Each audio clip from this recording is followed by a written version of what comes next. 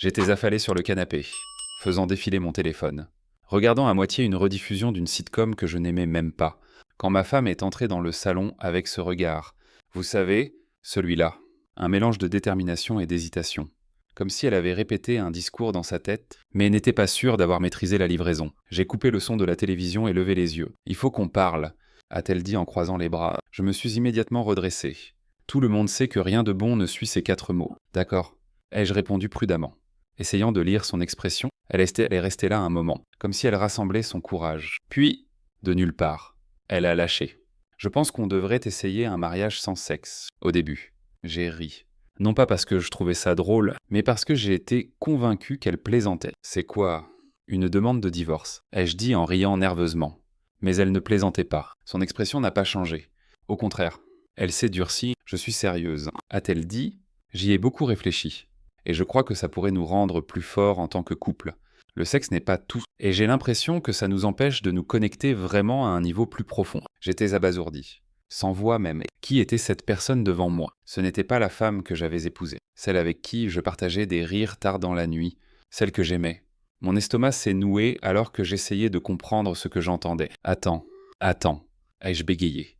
D'où ça vient ? Tu n'es pas heureuse ? J'ai fait quelque chose de mal. Elle a soupiré, exaspérée, comme si elle avait anticipé ses questions et les jugeait étaient indignes d'elle. Non, ce n'est pas ça. J'ai beaucoup lu, écouté des podcasts. Regardez ces femmes incroyables en ligne qui parlent de reprendre possession de leur identité. De comment l'intimité peut parfois être une béquille pour des problèmes plus profonds dans une relation. Podcasts, influencers, conseils en ligne. Ma tête tournait. Alors quoi ? Tu lis quelques articles de blog et tu décides que notre mariage est brisé. Ai-je demandé ? Ma voix plus tranchante que je ne l'avais voulu. Ce n'est pas ce que je dis. A-t-elle rétorqué ? Je dis qu'on pourrait essayer quelque chose de nouveau, quelque chose qui nous pousse à grandir. J'avais l'impression qu'on m'avait coupé le souffle. Pas de sexe. Ai-je répété ? Plus pour moi-même que pour elle, comme si le dire à voix haute m'aiderait à comprendre dans quel univers ça renforce un mariage. Son ton est devenu défensif. Tu es étroit d'esprit. Ce n'est pas une question de ne plus jamais avoir de relations sexuelles. C'est une question de retirer ça de l'équation pour un temps et de se concentrer sur nous en tant qu'individus. En tant que partenaire. Quel genre de partenariat exclut l'intimité ? C'était comme si elle parlait une langue étrangère. Et je ne trouvais pas de traducteur. Tu ne peux pas me balancer ça comme si c'était une expérience inoffensive. Ai-je dit ? On n'est pas des étudiants qui testent un régime bizarre. On parle de notre mariage. Elle s'est assise en face de moi. Son attitude calme. Mais ses yeux brûlants. Exactement. C'est notre mariage. Et je dis qu'il faut réfléchir à ce qui est vraiment important. Ce n'est pas une question de te rejeter ou de te punir. C'est une question de découvrir qui nous sommes sans compter sur la connexion physique comme une béquille. Béquille. Ce mot m'a frappé plus fort qu'il n'aurait dû. Je ne voyais pas notre intimité comme une béquille. Je la voyais comme de l'amour, comme une connexion, comme la colle qui nous tenait ensemble quand la vie devenait compliquée. Sans ça, qu'étions-nous ? 2 colocataires partageant les factures. Je ne pouvais plus me retenir. Tu t'entends parler, parce que de là où je suis, ça semble insensé. Son visage s'est décomposé. Mais elle a vite masqué ça avec une façade de droiture. Tu n'es même pas prêt à envisager ça, a-t-elle dit doucement, presque comme si elle avait pitié de moi. Non, je ne le suis pas, ai-je riposté. Parce que ce que tu demandes, ce n'est pas un mariage, du moins pas celui pour lequel je me suis engagé. Nous sommes restés là en silence, la tension si épaisse qu'on aurait pu la couper au couteau. Elle me regardait comme si elle attendait qu'une révélation grandiose me frappe. Comme si j'allais soudain voir le génie de son plan et me prosterner à ses pieds en gratitude. Mais tout ce que je ressentais, c'était de la confusion, de la frustration et un sentiment écrasant de trahison. C'est à ce moment-là que j'ai réalisé que ce n'était pas juste une question de sexe, c'était à propos de quelque chose de plus grand, quelque chose qui couvait sous la surface de notre relation depuis je ne sais combien de temps. Et je n'avais aucune idée de comment le réparer. Les jours qui ont suivi cette conversation étaient surréalistes. J'attendais que les choses redeviennent normales, qu'elle s'asseye. Rier et admettre que tout ça n'était qu'une mauvaise idée tirée d'un influenceur surestimé. Mais ça n'est pas arrivé. Au lieu de ça, j'avais l'impression de vivre avec une étrangère. Au début, c'était subtil. Elle passait plus de temps sur son téléphone. Des écouteurs toujours vissés dans les oreilles, écoutant des podcasts ou regardant des vidéos que je ne pouvais qu'assumer, nourrissait cette idéologie du mariage sans sexe. Je captais des bribes de discours motivants ou de mantras d'auto-assistance si je passais près d'elle. La valeur d'une femme ne réside pas dans sa capacité à satisfaire un homme, ai-je entendu un jour en entrant dans la cuisine. Elle a rapidement mis sur pause, comme une adolescente cachant quelque chose à ses parents. Intéressant. Non, ai-je demandé, essayant de sembler décontracté. Elle a haussé les épaules, juste des trucs auxquels je pense, ce haussement d'épaules. Ce n'était pas elle, avant. Elle était un livre ouvert, impatiente de partager chaque pensée, chaque idée, même si elles étaient à peine formées. Maintenant, elle était sur ses gardes, distante. Puis il y a eu les changements dans sa routine. Elle a commencé à s'habiller différemment, pas que ça me dérange, mais c'était notable. Fini les tenues simples et confortables qu'elle portait à la maison, à la place. Elle mettait des vêtements soignés, presque professionnels, même quand elle n'allait nulle part. « Tu es jolie », ai-je commenté un matin. « Merci », a-t-elle répondu sans beaucoup d'émotion, me frôlant pour prendre son sac. « Tu as une réunion ou quelque chose ?» ai-je demandé. « Non », a-t-elle dit sèchement. Et c'était tout, ce n'était pas juste son apparence, c'était toute son attitude. La chaleur que j'associais à elle semblait remplacée par une aura de détachement, presque comme si elle érigeait délibérément des murs. Les conversations devenaient superficielles. Je lui demandais comment s'était passée sa journée, et elle répondait par un seul mot, pire encore. Elle commençait à lâcher des phrases, presque des mots à la mode, qui semblaient tout droit sortis d'un manuel d'auto-assistance. « Je me concentre sur me retrouver », a-t-elle dit un soir quand j'ai essayé d'aborder ce qui se passait entre nous. « Te retrouver », ai-je répété. « Qu'est-ce que ça veut même dire ? Tu es juste là. »« Tu ne comprendrais pas », a-t-elle répondu. Sa voix plate. Cette phrase m'a blessé plus qu'elle n'aurait dû. Étais-je soudain trop obtus pour comprendre ce qui se passait dans mon propre mariage ? Le point de bascule est arrivé une semaine plus tard. J'étais dans la chambre, feuilletant un magazine, quand elle est entrée et s'est assise à côté de moi. L'espace d'un instant, j'ai cru qu'elle allait s'excuser, peut-être dire qu'elle avait été exagérée, ou qu'elle nous manquait. Au lieu de ça, elle m'a tendu son téléphone. « Regarde ça !» a-t-elle dit, pointant un post. C'était une influenceuse dont je n'avais jamais entendu parler. Une femme avec des milliers d'abonnés. Son profil était rempli de citations sur l'empowerment et l'amour de soi. Le post était une longue légende sur comment l'intimité n'était pas nécessaire pour une relation épanouissante et comment la retirer permettait une croissance spirituelle. « Qu'en penses-tu » a-t-elle demandé, ses yeux pleins d'attente. Je l'ai regardée, abasourdie. Ce que j'en pense. Je pense que cette femme ne nous connaît pas. Elle ne sait pas ce qu'on a traversé, ce qu'on représente l'un pour l'autre. Comment ça pourrait s'appliquer à nous ? Ce n'est pas à propos d'elle, a-t-elle dit, presque impatiente. C'est à propos de l'idée. Tu ne penses pas qu'il y a du vrai là-dedans ? Non. Ai-je dit franchement, je pense que c'est un ramassis de conneries. Elle a soupiré, clairement déçue. Tu vois, c'est ce que je veux dire. Tu es tellement fermé aux nouvelles perspectives. Nouvelles perspectives. Ai-je riposté. Ou la vache de cerveau. Parce que c'est ce que ça donne. Tu ne te comportes plus comme toi-même. Elle n'a pas répondu à ça. Au lieu de ça, elle s'est levée et est sortie, me laissant seule avec la prise de conscience inconfortable qu'elle ne semblait plus se soucier de ce que je pensais. Cette nuit-là, je suis resté allongé dans le lit à côté d'elle, fixant le plafond, me demandant quand tout avait changé si radicalement. Elle était juste là, mais elle semblait à des kilomètres. La femme que je connaissais, celle dont j'étais tombé amoureux, semblait avoir été remplacée par quelqu'un que je ne reconnaissais pas. Et je ne savais pas comment l'atteindre, allongé éveillé cette nuit-là. Je ne pouvais pas me défaire du sentiment qu'il y avait plus derrière tout ça qu'elle ne le laissait entendre. Ce n'était pas juste une question d'éveil philosophique ou de bêtises d'auto-assistance. Les gens ne se réveillent pas un jour. J'éteins l'intimité par la fenêtre et commencent à parler comme s'ils avaient rejoint une secte. Quelque chose, ou quelqu'un, était derrière tout ça, et l'idée m'est venue à l'esprit. Voyait-elle quelqu'un d'autre ? Cette pensée m'a frappé comme un coup de poing dans le ventre. Je me détestais d'y penser, mais elle ne voulait pas partir. Ça expliquait trop de choses, la distance émotionnelle soudaine, le comportement sur ses gardes, l'obsession pour ses influenceurs. Tout ce discours sur se retrouver n'était-il qu'un écran de fumée pour autre chose ? Le lendemain matin, j'ai décidé de faire confiance à mon instinct. Pendant qu'elle était sous la douche, j'ai pris son téléphone. Je détestais ce sentiment de faire quelque chose en cachette, mais je ne pouvais pas ignorer cette suspicion lancinante. Son téléphone était verrouillé, bien sûr, et je ne connaissais pas son mot de passe, ça aussi. C'était bizarre. On avait toujours été ouvert à propos de ce genre de choses. J'ai reposé le téléphone rapidement, le cœur battant. Qu'est-ce que je cherchais même ? Une trace de message, un dossier caché de photos. Et même si je trouvais quelque chose, quoi alors ? Je ne pouvais pas croire que j'en étais là, à douter d'elle, à tout remettre en question. Plus tard ce jour-là, j'ai commencé à prêter plus attention à son comportement. Chaque notification sur son téléphone la faisait jeter un coup d'œil à l'écran avant de le ranger rapidement. Elle disparaissait pendant des heures, dans le bureau qu'elle avait transformé en espace de travail, prétendant qu'elle écrivait un journal ou travaillait sur elle-même. « À qui parles-tu tout le temps sur ton téléphone ?» ai-je demandé nonchalamment un soir alors qu'elle était sur le canapé à faire défiler son écran. Elle a levé les yeux, surprise, puis a souri. Un sourire qui n'atteignait pas ses yeux. Juste quelques femmes d'un groupe de soutien que j'ai trouvé en ligne. On explore ces idées ensemble. Quel genre de groupe de soutien ? Ai-je insisté. Pourquoi ça t'intéresse a-t-elle rétorqué. Son ton plus sec que je ne m'y attendais. Parce que tu agis différemment. Tu ne me parles pas. Mais tu parles à elle. Est-ce qu'elles en savent plus sur notre mariage que moi? Elle m'a fusillé du regard, puis s'est levée et a quitté la pièce. J'ai passé les nuits suivantes à repasser chaque détail de nos récentes interactions, cherchant des indices. Avais-je manqué quelque chose plus tôt? Avait-elle une raison de s'égarer? Chaque fois qu'elle quittait la pièce avec son téléphone, mon esprit s'emballait. Envoyait-elle des messages à quelqu'un d'autre? Y avait-il un appel tard le soir que je n'avais pas remarqué? Un soir. J'ai vérifié son ordinateur portable quand elle s'est couchée tôt. Je n'en étais pas fier, mais il fallait que je sache. Son historique de navigation était presque trop propre, comme s'il avait été récemment effacé. Mais il y avait une chose qu'elle avait négligée, un onglet ouvert dans ses emails. Je l'ai cliqué. La boîte de réception était remplie de newsletters et de mises à jour des influenceurs qu'elle avait mentionnés, ainsi que ce qui semblait être des fils de discussion privés. La plupart étaient inoffensifs, mais quelques messages ont attiré mon attention. Ils venaient de quelqu'un nommé Aria.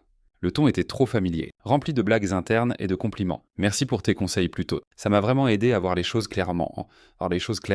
Disait un message. Un autre disait: J'aime ton ouverture d'esprit. Tu m'inspires. Qui était cette Aria? Était-ce juste une autre voix dans son écho d'auto-assistance? Ou était-ce autre chose? La paranoïa a commencé à me ronger. Chaque petite chose semblait être une preuve. Le téléphone collé à sa main, les écrans verrouillés, les réponses vagues. Je ne pouvais pas me résoudre à l'affronter. Pas encore. Il me fallait plus. La semaine suivante, je suis devenu obsédé par la découverte de la vérité. Je restais éveillé tard, faisant semblant de dormir. Pendant qu'elle restait à faire défiler son téléphone, je guettais les schémas, cherchais des signes.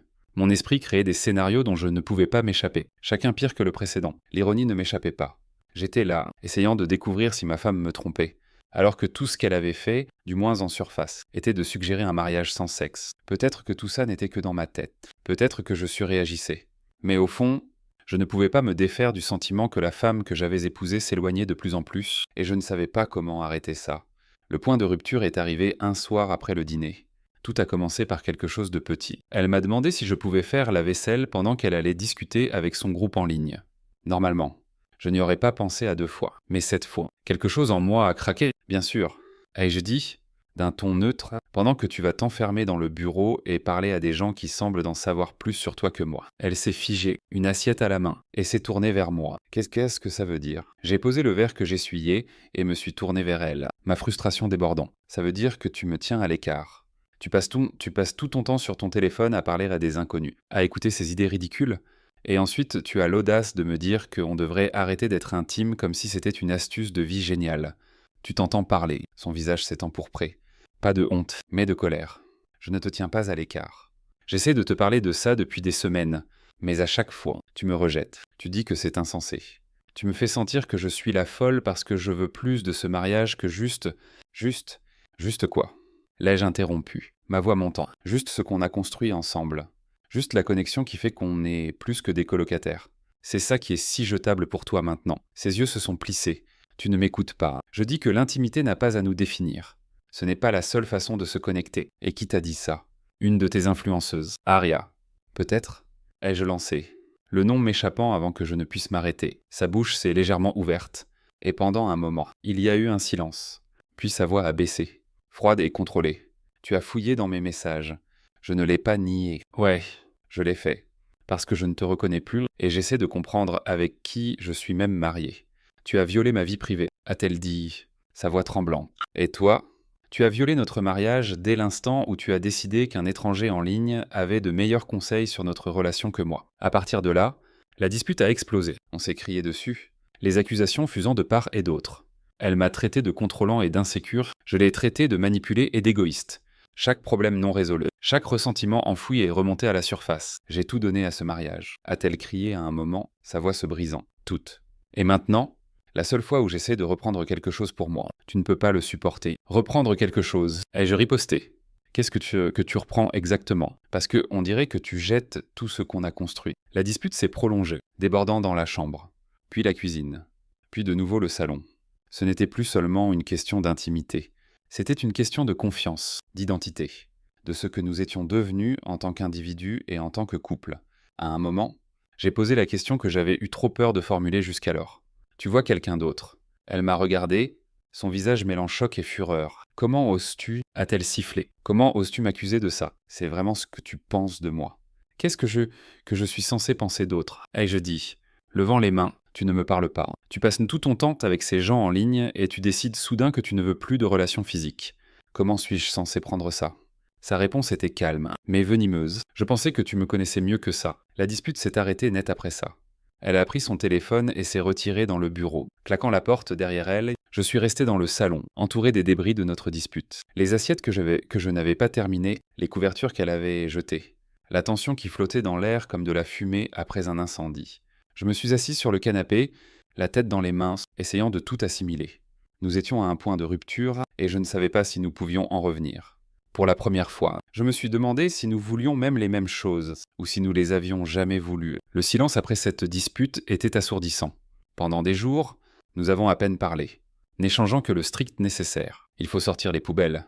Je vais me coucher. Il y a de la nourriture dans le frigo. J'avais l'impression de vivre avec le fantôme de la personne que j'avais aimée pendant des années, mais je n'étais pas prêt à abandonner. Pas encore. Un soir, j'ai décidé de briser l'impasse. Elle était assise à la table de la cuisine, écouteurs aux oreilles, faisant défiler son téléphone. Je me suis assis en face d'elle et me suis raclé la gorge. Elle a levé les yeux, visiblement agacée, mais a retiré un écouteur. Je veux essayer une thérapie de couple. Je l'ai dit simplement. Ses sourcils se sont levés. Une thérapie. Oui. Ai-je dit, si ce mariage doit fonctionner, nous avons besoin d'aide. Quelqu'un de neutre. Quelqu'un qui peut nous aider à comprendre ça. Parce qu'on ne fait pas du bon travail tout seul. Elle s'est adossée à sa chaise, croisant les bras. Tu penses qu'un étranger va nous réparer? Peut-être, ai-je répondu. Peut-être pas. Mais c'est mieux que de rester ici à faire semblant que tout va bien, ou d'attendre qu'une autre dispute éclate. Elle est restée silencieuse un moment, puis a soupiré. Je ne pense pas avoir besoin d'une thérapie. A-t-elle dit? Son ton prudent, comme si elle marchait sur un champ de mine. J'ai senti ma frustration monter. Mais je l'ai contenue. Tu ne penses peut-être pas en avoir besoin. Mais moi si, ce n'est pas juste à propos de toi. C'est à propos de nous. Et là, je ne pense pas que l'un de nous aille bien. Elle m'a regardé, son visage indéchiffrable, finalement. Elle a dit « Je vais y réfléchir ». C'était la seule victoire que j'allais obtenir. Et je m'y suis accroché. Le lendemain matin, j'ai trouvé un thérapeute spécialisé dans les couples et j'ai pris un rendez-vous. Je lui ai parlé de la séance ce soir-là. Elle n'a pas dit grand-chose, juste hoché la tête et accepté d'y aller. La première séance était tendue. Le thérapeute nous a demandé de parler de pourquoi nous étions là. Et j'ai déversé ma frustration, ma confusion. Combien j'avais été pris au dépourvu par sa décision soudaine de changer les règles de notre mariage. Elle était assise là, les bras croisés, écoutant mais évitant mon regard. Quand ce fut son tour, elle a parlé doucement mais fermement. J'ai l'impression de m'être perdu dans cette relation. Comme si j'avais passé tellement de temps à être celle dont il avait besoin que je ne sais même plus qui je suis. Ces mots m'ont frappé comme une tonne de briques. Je voulais argumenter, me défendre, dire que je l'avais toujours soutenue, mais le thérapeute m'a arrêté. Laissez-la finir, a-t-elle dit doucement. J'ai beaucoup lu, parlé à des gens qui ont vécu des situations similaires. A continué ma femme.